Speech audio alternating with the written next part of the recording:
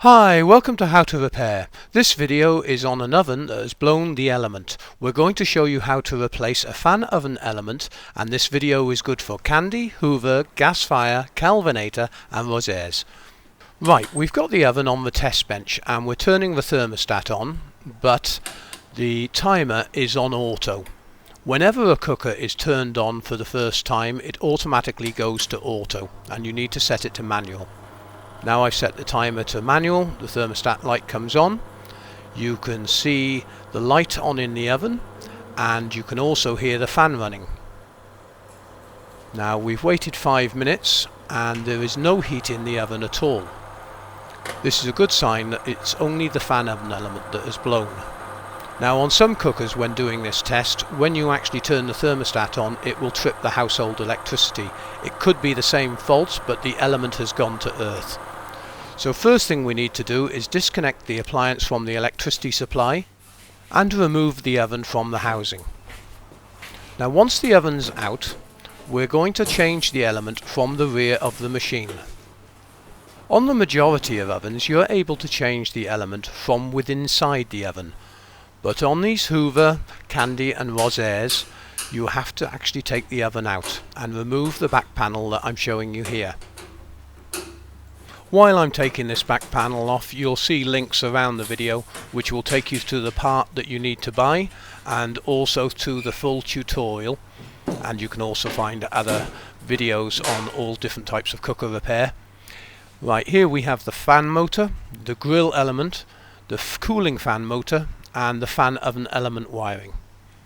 Now a good idea is to always take a photograph of the wiring before removing.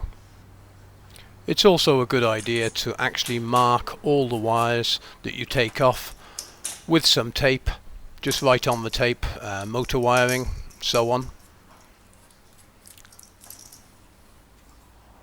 Some of the terminals, spade connectors, will have security tabs on.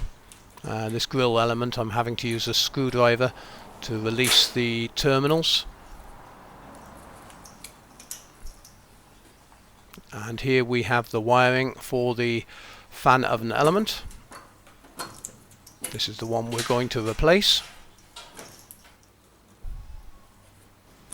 Just doing the cooling fan motor here. Right, next we need to remove the whole of this back plate. You can see the screws that I'm pointing to that go all the way around.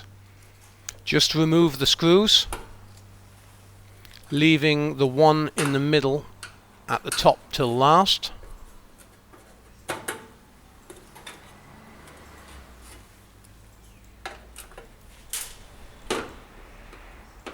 Now as you undo this, just hold on to the actual plate to stop it falling.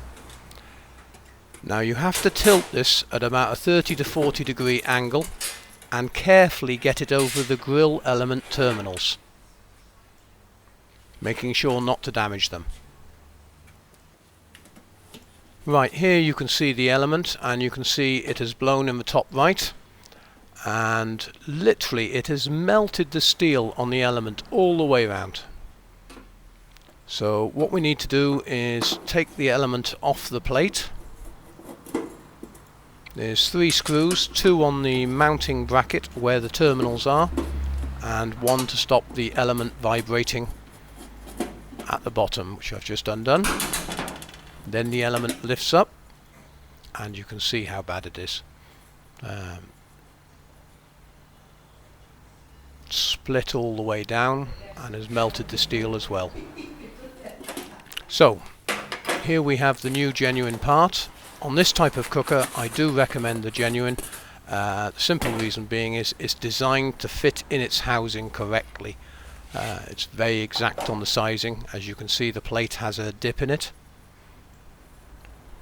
So we'll just drop the new element in. Just do the screws up halfway first until you get all 3 in, and then tighten after.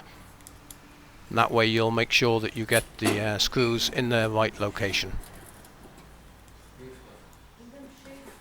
Right, now the panel is ready for loading.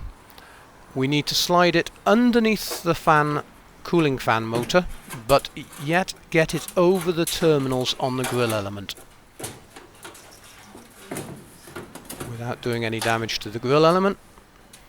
And then just get a couple of screws in, and then you'll be able to let it go and put the rest in. Right, while I'm doing this, please remember to support the website by buying the parts from us. And you're also able to subscribe to our YouTube channel, as that's what keeps us going and able to make these free videos for you. We also have a Facebook page you can join us on, and of course mark the website down to your favourites. Now the panel's on, we'll just undo each batch of wiring one at a time and consult your pictures and put the wiring back on correctly.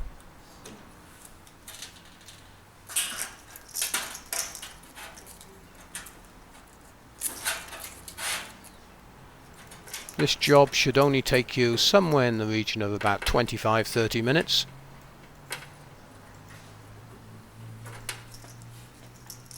And be careful of the edges of the appliance. Some of the steel is very thin and you easily cut yourself. There we have the wiring loom all back in place. We'll just drop the back panel on.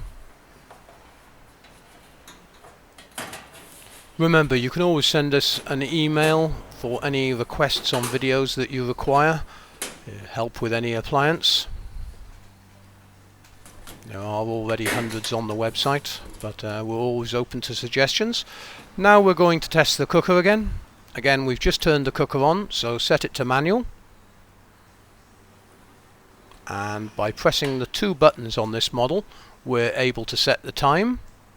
Do consult your manual for each individual cooker. The setup of the timer is slightly different. And we'll turn the thermostat back on to 100. Wait for about 5-10 minutes, and the thermostat light should go out when it reaches the temperature. And there you go, the oven's at about 100 degrees. Open the door and check it. Thanks very much for watching this video. We hope you bought the part from us, and if you found it helpful, please remember there's a link above. You can always buy us a beer. Thanks very much for watching.